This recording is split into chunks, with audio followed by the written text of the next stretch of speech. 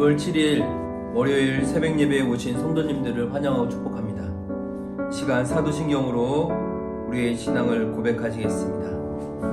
나는 전능하신 아버지 하나님, 천지의 창조주를 믿습니다.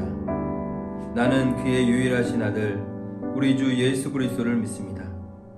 그는 성령으로 잉태되어 동정녀 마리아에게서 나시고 본디오 빌라도에게 고난을 받아 십자가에 못 박혀 죽으시고 장사된 지 사흘 만에 죽은 자 가운데서 다시 살아나셨으며 하늘에 오르시어 전능하신 아버지 하나님 우편에 앉아 계시다가 거기로부터 살아있는 자와 죽은 자를 심판하러 오십니다. 나는 성령을 믿으며 거룩한 공교회와 성도의 교제와 죄를 용서받는 것과 몸의 부활과 영생을 믿습니다. 아멘. 이 시간 찬송가 428장 내 영혼의 햇빛 비치니 함께 찬양하시겠습니다.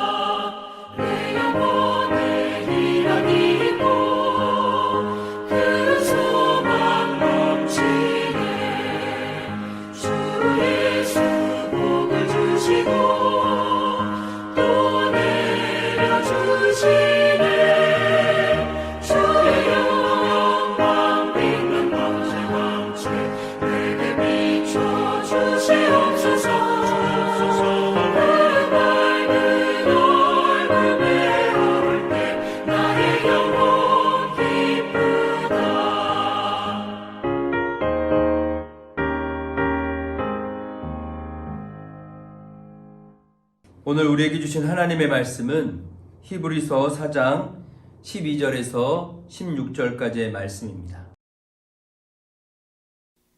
하나님의 말씀은 살아있고 활력이 있어 좌우의 날선 어떤 검보다도 예리하여 혼과 영과 및 관절과 골수를 찔러 쪼개기까지 하며 또 마음의 생각과 뜻을 판단하나니 지으신 것이 하나도 그 앞에 나타나지 않음이 없고 우리의 결산을 받으실 이의 눈앞에 만물이 벌거벗은 것 같이 드러나느니라. 그러므로 우리에게 큰 대제사장이 계시니 승천하시니 곧 하나님의 아들 예수시라.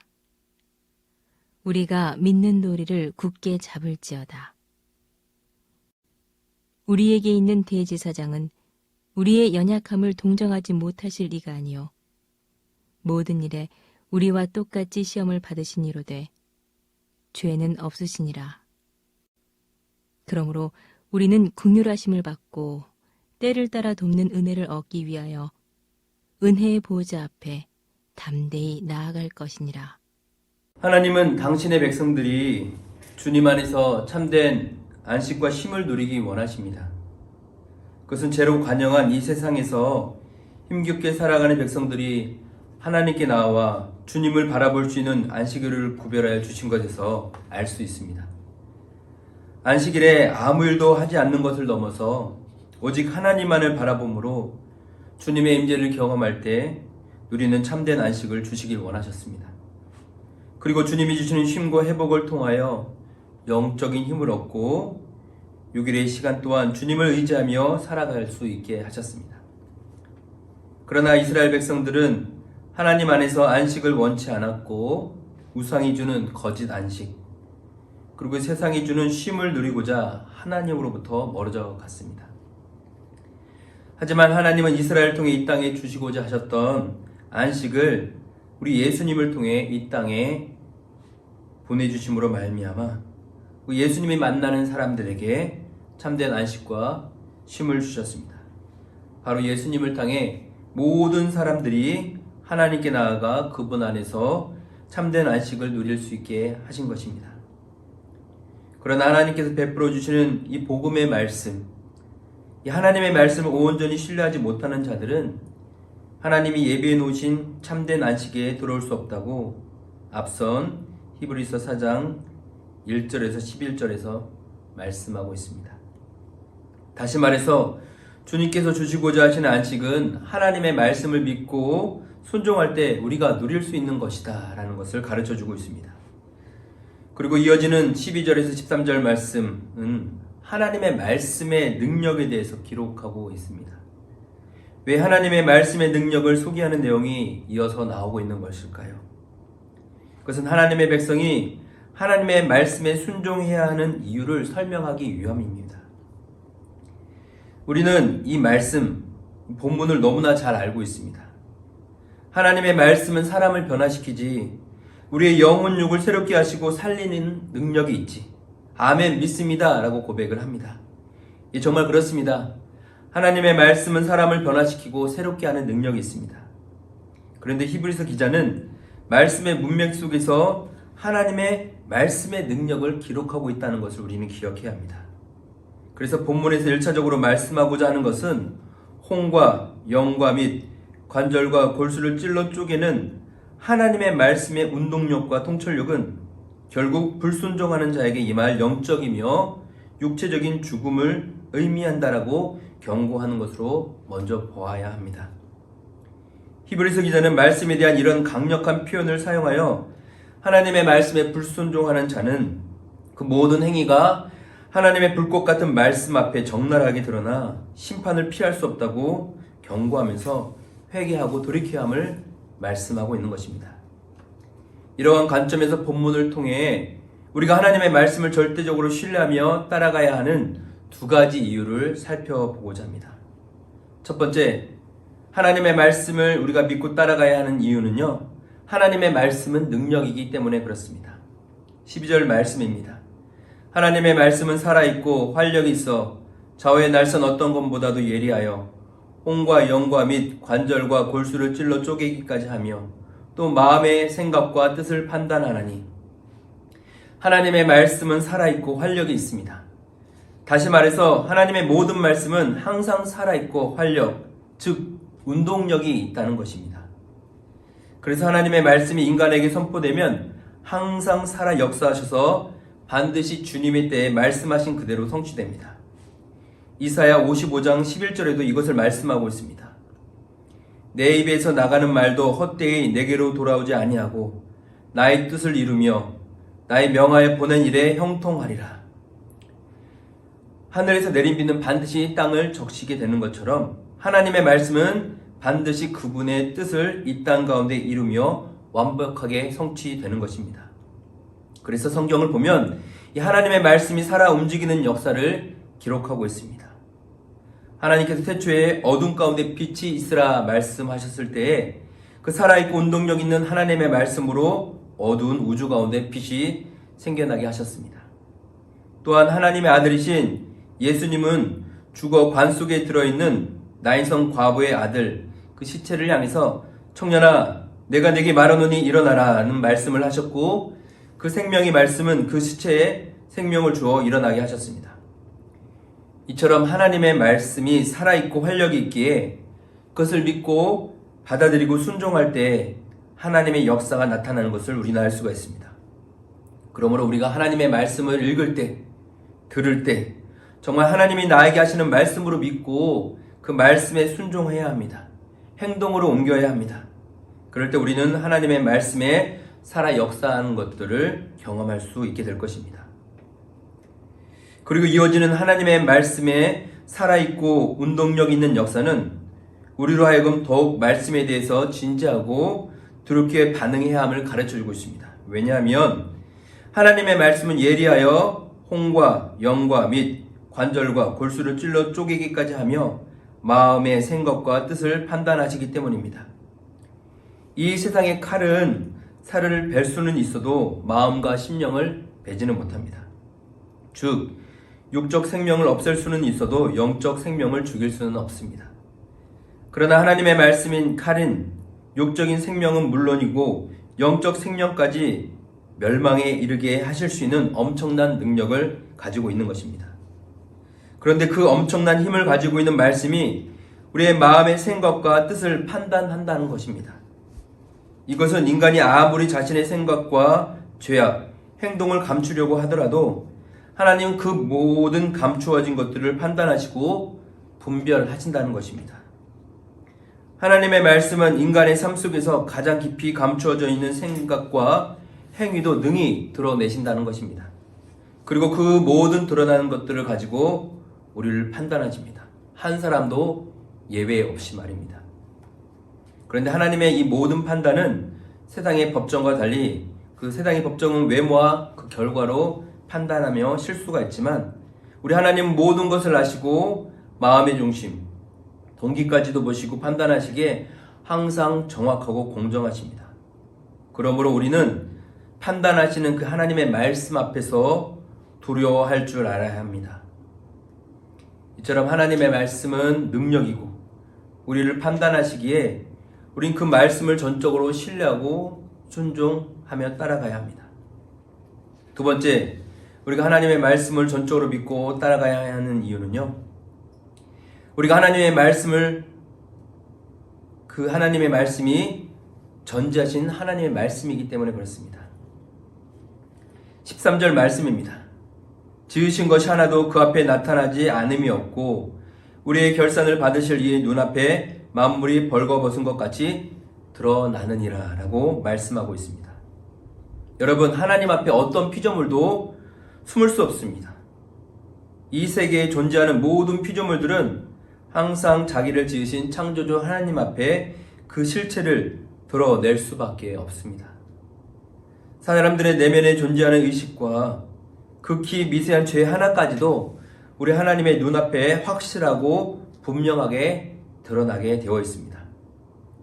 인간은 자신의 마음을 아무도 엿볼 수 없는 은밀한 곳으로 착각할 수 있을지 모르겠지만 사실은 하나님 앞에 적나라하게 열려져 있습니다.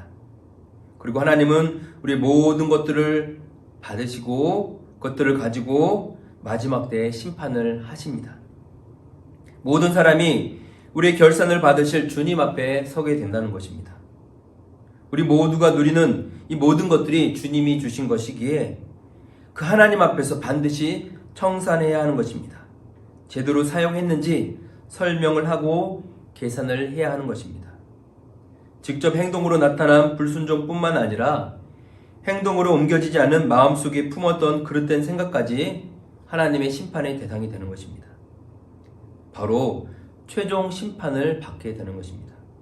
그때는 그 어떤 것도 하나님의 판단에서 도망치지 못하고 그분 눈앞에 모든 것이 적나라하게 드러나게 된다는 것을 다 깨닫게 될 것입니다. 그러므로 우리는 하나님 앞에서 정결한 마음을 가져야 합니다. 오직 예수님의 보혈을 의지하는 것도 바로 불꽃 같은 눈으로 우리 모든 것을 살피시고 심판하시는 하나님의 전지하심에 있습니다. 이렇게 우리는 하나님의 말씀의 능력과 하나님의 전지하심을 살펴보았습니다. 그래서 우리는 이 땅을 살아가면서 우리가 행한 그 모든 것들을 하나님 앞에서 설명해야 하고 심판받아야 하기 때문에 주님이 우리에게 주시는 그 말씀을 잘 귀 기울이고 따라가야 합니다. 그러나 여러분, 이렇게 하나님의 말씀의 능력과 하나님의 전지하심을 알면 우리 안에 신앙생활의 기쁨과 자유함이 있을까요? 아마도 우리 모두는 두려움 가운데 살아가게 될 것입니다. 왜냐하면 우리는 하루에도 수없이 행동으로 죄를 짓고 생각과 마음까지 한다면 헤아릴 수 없을 정도로 죄에 익숙한 사람들이기 때문에 그렇습니다. 구원받았지만 여전히 하나님 앞에 죄를 짓고 있는 우리의 모습들이 있지 않습니까? 언제 하나님이 나를 부르실지 모르는데 그분 앞에서 벌거벗은 것과 같은 심판과 결산을 받아야 하는데 어떡하지? 라는 마음이 생기는 것은 하나님을 향한 믿음이 있는 사람이라면 누구나 가질 수 있는 생각입니다. 그래서 이어서 14절에서 16절 히브리서 기자는 대제사장이신 예수님을 붙잡고 하나님 보좌 앞으로 담대히 나아가라라고 우리에게 말씀하고 있는 것입니다. 14절에서 16절까지 제가 읽겠습니다. 그러므로 우리에게 큰 대제사장이 계시니 승천하시니 곧 하나님의 아들 예수시라. 우리가 믿는 도리를 굳게 잡을지어다. 우리에게 있는 대제사장은 우리의 연약함을 동정하지 못하실 이가 아니요 모든 일에 우리와 같이 똑같이 시험을 받으신 이로되 죄는 없으시니라. 그러므로 우리는 긍휼하심을 받고 때를 따라 돕는 은혜를 얻기 위하여 은혜의 보좌 앞에 담대히 나아갈 것이니라. 사랑하는 성도 여러분, 우리에게는 하나님과 우리 사이에 계신 중재자이신 예수님이 계십니다. 하나님 앞에, 그리고 하나님의 말씀의 능력 앞에 모든 죄인의 죄와 생각, 행동들은 벌거벗은 날같이 낱낱이 드러나게 될 것입니다. 어떠한 죄인도 하나님의 공의로운 심판과 형벌 앞에서 살아남을 수 없을 것입니다. 그러나 우리의 대제사장이신 예수님은요, 하나님과 우리 사이, 하나님의 말씀과 우리 사이에 항상 서 계셔서 연약한 우리를 동정하시고 중보하십니다. 여러분, 한번 말씀이 육신이 되어 오신 예수님을 생각해 보십시오. 그분은 정말 오늘 본문의 말씀의 능력처럼 말씀대로 사셨습니다. 말씀대로 살아 역사하셔서 수많은 능력을 일으키셨습니다. 죄인들의 심령을 찔러 쪼개며 회개하라고 말씀하셨습니다. 베드로는 예수님의 무릎 앞에 엎드려 주여 나를 떠나소서 나는 죄인이로소이다 라고 고백함으로 자신이 예수님 앞에 벌거벗은 죄인임을 깨닫게 되었습니다. 이처럼 완전하신 하나님, 완전하신 능력의 말씀이신 예수님이 이 땅에 육신의 몸을 입고 오신 것입니다. 그리고 그분은 죄인된 우리의 죄를 짊어지셨습니다. 그리고 우리를 대신해서 우리의 자리에서 바로 십자가에서 죽으셨습니다. 죄인으로 우리가 받아야 할 하나님의 심판, 말씀의 심판을 예수님께서 모두 낱낱이 다 받으시고 죽으신 것입니다. 그분의 온 몸과 마음은 찢기셨고 벌거 벗기심으로 하나님 앞에서 우리를 대신하여 심판을 받으신 것입니다. 그리고 예수님은 다 이루었다라고 말씀하셨습니다. 이것이 우리가 믿는 복음의 소식입니다. 히브리서 기자는 이것을 확신하며 이렇게 말씀하고 있습니다. 우리가 믿는 도리를 굳게 잡을지어다. 여러분, 이 복음의 말씀을 굳게 잡음으로 말미암아 우리는 대제사장이신 예수님을 통해 하나님의 긍휼하심을 입을 수 있게 되었습니다. 그리고 이제는 언제든지 하나님의 은혜의 보좌 앞으로 담대히 나아가 하나님의 풍성한 은혜를 누릴 수 있게 되었습니다. 말씀을 마무리하도록 하겠습니다. 우리는 오늘 본문을 통해 하나님께서 말씀으로 모든 것을 드러내시고 죄인들을 공의로 심판하신다는 것을 알게 되었습니다. 또한 말씀이 육신이 되어 이 땅에 오신 예수님은 죄인들을 대신해서 하나님의 공의로운 심판을 받으심으로 우리에게 하나님의 사랑을 알려주셨습니다. 이처럼 하나님은 공의로우시고 공평하십니다. 또한 하나님은 사랑이십니다. 그 공의로우시고 사랑이신 그 하나님을 우리가 온전히 신뢰해야 되지 않겠습니까?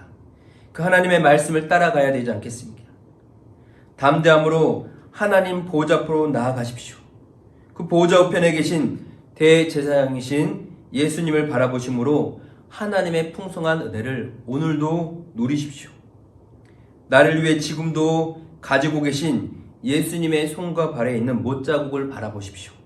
그리고 대제사장이신 우리 주님의 음성을 들으십시오.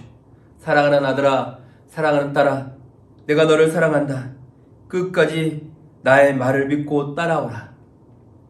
사랑하는 성도 여러분, 오늘 하루도 우리 평생의 삶도 하나님을 끝까지 신뢰함으로 그 하나님이 주시는 그 은혜를 풍성히 누리며 살아가시길 주님의 이름으로 축복합니다. 아멘. 이 시간 우리 말씀을 생각하며 기도하기를 원합니다. 이 시간 우리 함께 기도하실 때 하나님의 능력의 말씀을 신뢰합니다.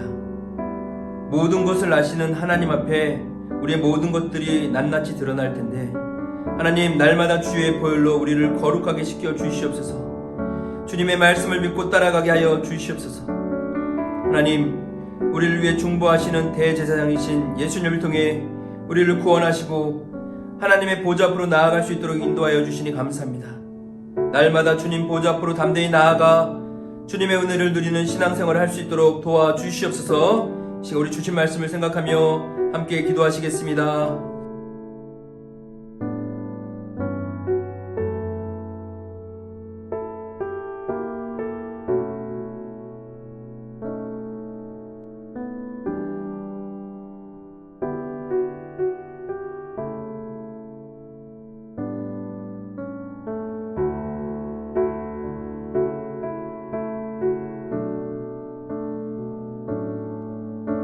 이 시간 주기도문으로 예배를 마치도록 하시겠습니다.